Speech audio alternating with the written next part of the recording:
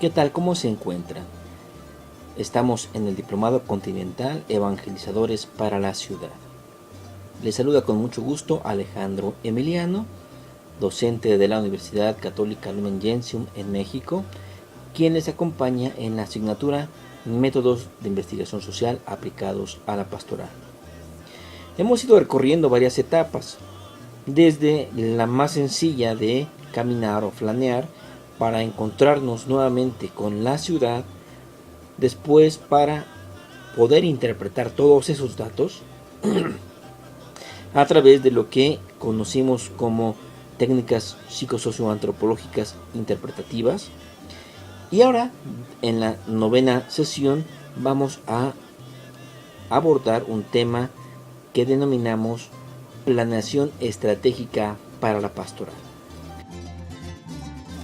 Es posible que podamos elegir a dónde dirigirnos, es posible poner el punto de llegada, podemos tener un destino fabricado por nosotros mismos o se nos ha impuesto. Por un lado, decimos, Dios nos ha hecho libres, tan libres que nos permite hacer lo que querramos en esta vida, en este mundo, incluyendo las grandes atrocidades por las cuales la humanidad ha atravesado.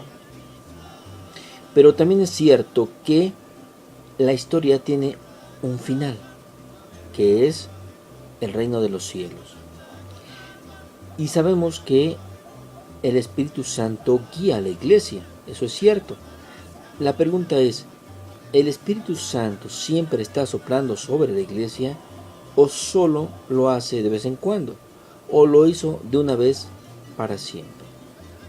Bueno, hay varias interpretaciones de este tipo, y cada una respecto a estas líneas que les he dicho. Algunos piensan que el Espíritu Santo, porque así lo va marcando la Escritura, especialmente en los Hechos de los Apóstoles, va manifestándose en momentos concretos. Sí, ha bajado en Pentecostés a la iglesia y la ha fecundado y se transmite en cada uno de los sacramentos. Pero también es cierto que en momentos determinados sopla específicamente para, diríamos, tareas en específico. Y sí, el Espíritu Santo nos lleva a ese destino final en el seno de Dios. Pero también es cierto que nuestro papel es importante en la construcción de ese reino.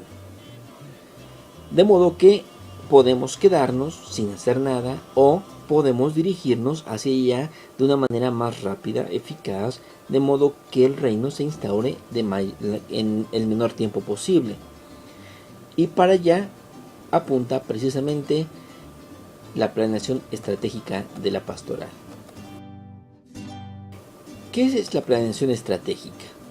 La planeación estratégica no es un momento, es todo un proceso de adaptación, y es un proceso amplio que requiere que haya una aprobación de ese proceso, es decir, uno dice en qué va a consistir ese proceso, debe aceptar que ha tomado decisiones y sobre todo que va a haber evaluaciones.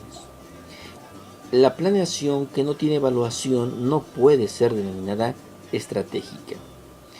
Esto significa que la planeación estratégica es una acción global que incluye a una institución y le da sentido a un largo plazo, de modo que focaliza el futuro y el destino de la propia institución. Y este proceso que decimos de planeación estratégica, lo que busca, al estar todos de acuerdo de que así se va a llevar el proceso, es a que existe, ¿por qué existe la institución? ¿Qué es lo que hace y cómo lo hace? Esto le lleva a entender el sentido que tiene la institución y la relevancia social, es decir, el impacto que tiene para con la sociedad. Ojo, cuando hablamos de la iglesia, sí, por revelación sabemos cuál es el sentido de la iglesia como cuerpo místico de Cristo.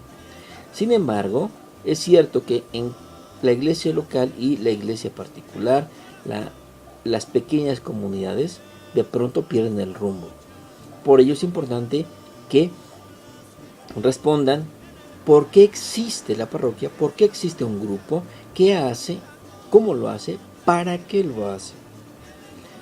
Seguramente las respuestas no son para sentirse mejor, no son para estar más alegres solamente, sino para tener mejores relaciones tanto en la familia como en la comunidad y sobre todo con Dios a través de los hermanos.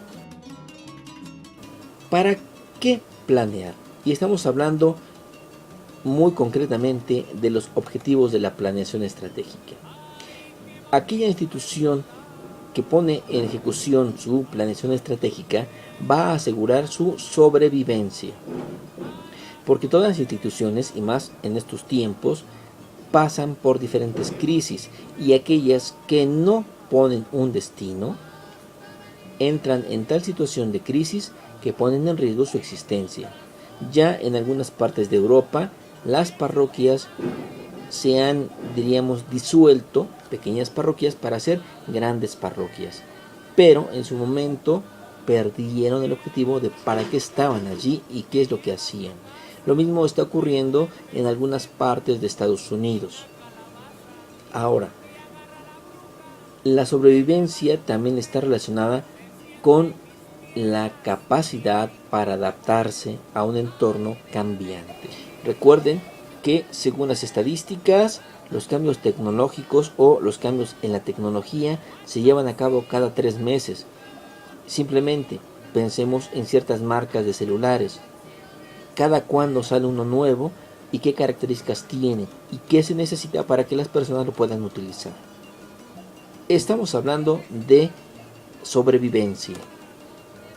Y sobre todo la institución que planea tiene permanencia, es decir, consolida sus resultados y continúa como institución brindando servicios. Eso de alguna manera maximiza utilidades, y la utilidad no significa cuestión meramente monetaria, sino otro tipo de beneficios. En el caso de la iglesia, las utilidades podrían ser, sí, en cuestión de recaudación de ofrenda monetaria, pero sobre todo la asistencia de las personas a los diferentes grupos y una mejor convivencia. La utilidad es más allá de lo meramente material, y la institución que planea estratégicamente va a maximizar estas utilidades, siendo además líder en un sector.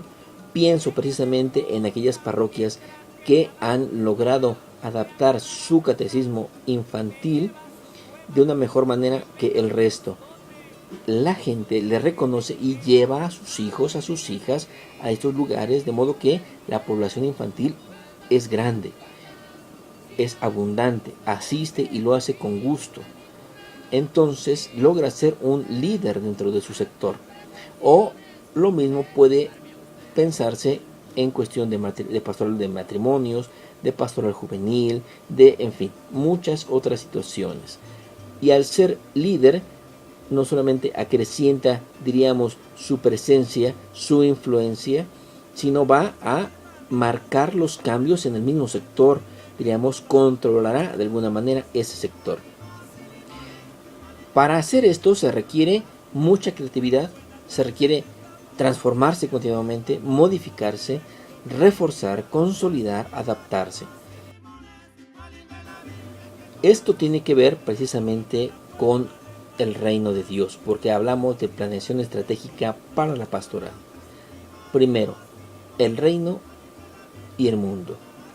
La adaptación a un medio así de variable, que está sujeto a las incertidumbres y que basa sus juicios en muchas cosas menos en datos, refleja las respuestas que la Iglesia da respecto de sus propias fuerzas y las presiones sobre un ambiente externo.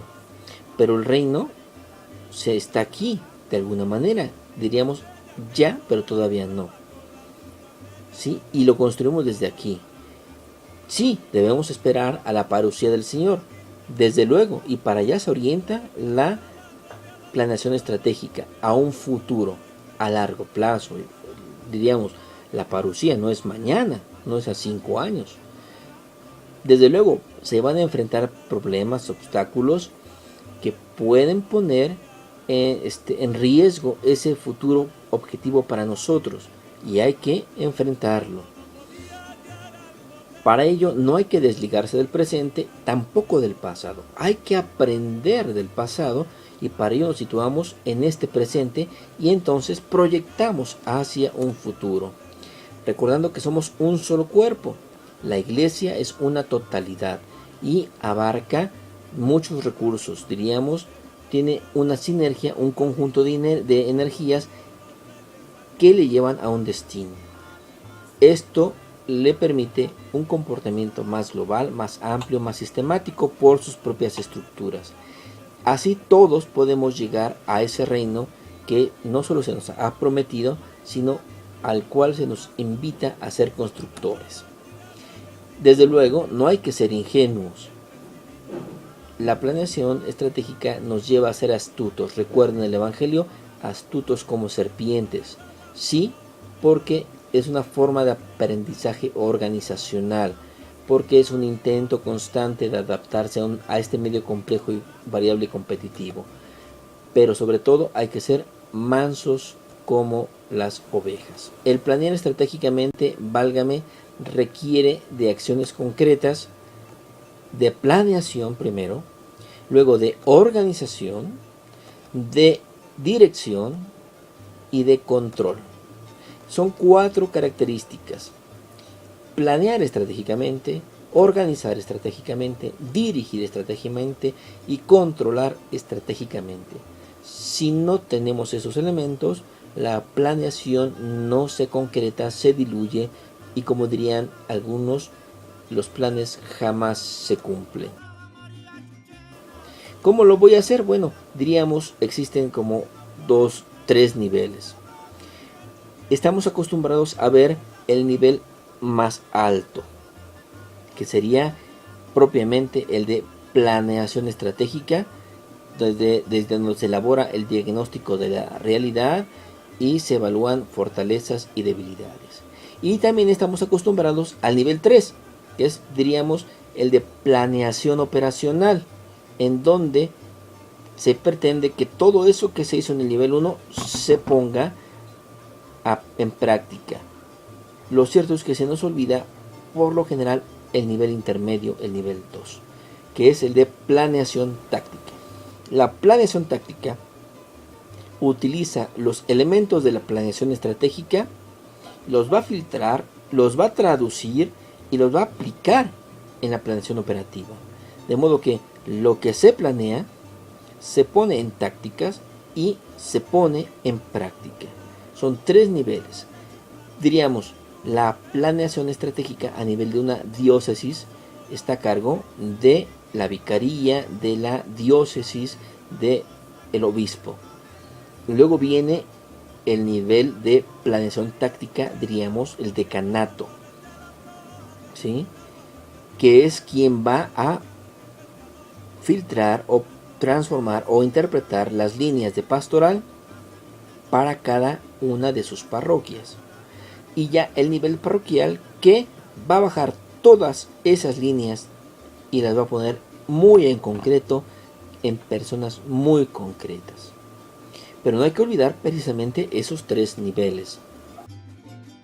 Se requiere, una vez que se tiene la planeación, difundirla. Si no se difunde, de nada sirve. Pienso, por ejemplo, en los cambios que cada parroquia tiene.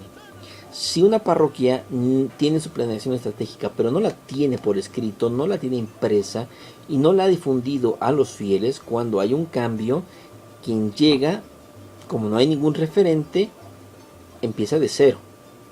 Si en cambio la comunidad tiene claro la planeación estratégica, cuando llega el nuevo sacerdote se encuentra no solo con el documento, sino con todo un equipo, toda la comunidad que conoce, y le dice: hemos caminado por aquí, por aquí, por aquí, ya intentamos por este camino, no nos ha funcionado. De modo que es más fácil que quien llega asuma esa planeación estratégica. la filosofía de la institución. Y es una estructura conceptual que va a poner el sentido último de por qué se hacen las cosas. Y va a ser a través de lo que llamamos misión, visión y objetivo. La misión va a describir el propósito de la institución, su razón de ser.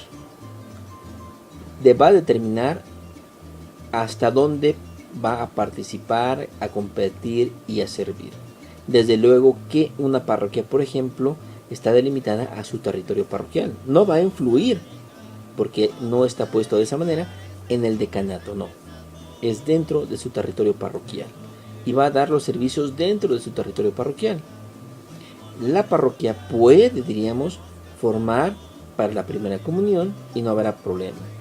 Pero la formación para la confirmación tiene que estar coordinada con el obispo, porque él es finalmente quien va a confirmar o quien autoriza, delega la confirmación. En fin,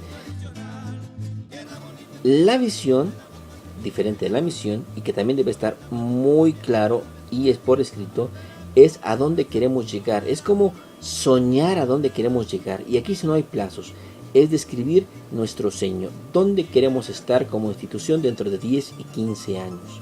Y eso permite hacer ideales, y al hacer ideales nos permiten alcanzar objetivos y a trazar objetivos. No todos tenemos los mismos valores, porque no todos necesitamos todos los valores. Las diferentes parroquias, por ejemplo, están en diferentes zonas y los valores no son los mismos. Si la parroquia está en el territorio con mayores porcentaje de fábricas, no va a poder desarrollar los mismos valores que donde solamente hay casas habitación unifamiliares, diferente a que si son unidades habitacionales. Los valores van cambiando, y todavía más dentro de los diferentes estratos sociales. No significa que unos valgan más que otros, no, significa que requieren valores distintos para intervenir. Así que los valores son todo lo útil, deseable, admirable para una persona, familia o grupo, organización, región o país, que le van a permitir cumplir con su misión y llevar a cabo su visión. Un plan pastoral con sus elementos, iniciando con su objetivo general, con sus objetivos particulares, ahí están descritos, sus metas, sus estrategias, sus actividades complementarias, sus recursos, su organización, eso es muy importante, sobre todo una delimitación en el tiempo. Recuerden, a corto, mediano, largo plazo, el espacio de influencia de esta unidad de gestión que ustedes están investigando y lugares concretos, porque el espacio es muy grande y se hace en espacios concretos que seguramente los habrán localizado a través de los métodos que hemos ido describiendo a lo largo de todo esto. Deben proyectar la manera en que van a evaluar. Normalmente yo recomiendo, por la sencillez, lo que es una técnica denominada FODA, que sería fortalezas, debilidades, amenazas y oportunidades. Así que les dejo allí, están las técnicas. Cualquier situación, por favor, por correo electrónico me las hacen llegar. La actividad, desde luego, será empezar a planear sistemáticamente, estratégicamente, la actividad dentro de su unidad de gestión, dentro de lo que ustedes han elegido para investigar, para intervenir.